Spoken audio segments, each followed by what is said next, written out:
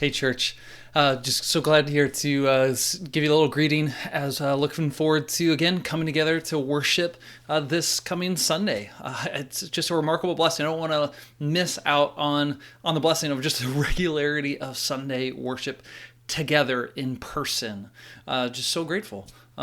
So looking forward again to being with you and worshiping Christ together and singing with you and sitting under the Word together as we consider the Gospel of Mark more. But just one of the things I wanted to mention coming out of last Sunday was a glaring omission that I made by mistake. That in the commission at the end of our service on Sunday, I left out an extremely important phrase. And I realized it immediately after I said, "Go in peace." It's like, that didn't seem right.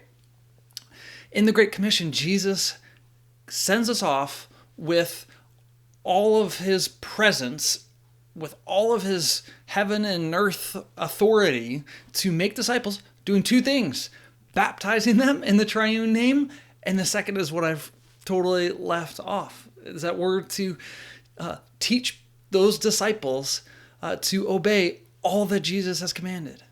To help them learn to obey, right? It's not just teach to obey.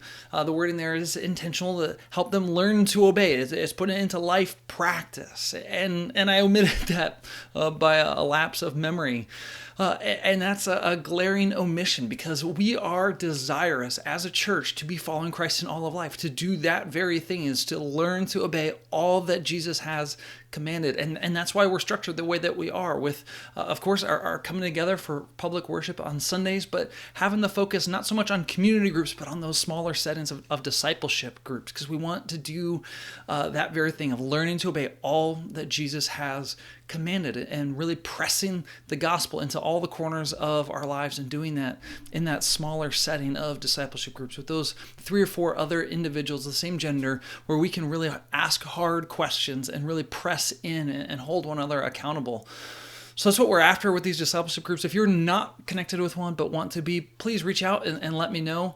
Eager to help you grow in godliness, grow in your faith in Christ, following after him in the context of those groups. So please reach out. And I'll just mention, so those groups are different from our objective with our community groups. Our community groups are after just that, community, fostering that Christian community. And so there isn't the high level of expectation and content associated with those groups. Instead, it's really intended to be a time for us to get together as Christians and have a welcoming place where we can invite non-Christians or people maybe that would profess to be Christians but have not been following Jesus in all aspects of their life. And a low entry point, if you will, a low bar, just to be around other Christians. That's what we're desiring. So that's why we want those groups as much as possible to spend time around a family meal, to have some sort of Christian component, praying for the meal, reading a psalm, reading a quick devotional from, like a morning and evening, or Paul Tripp devotional, something like that. But then really just spending the time together and asking thoughtful questions where we're really trying to be intentional to bring the gospel to bear on the conversation.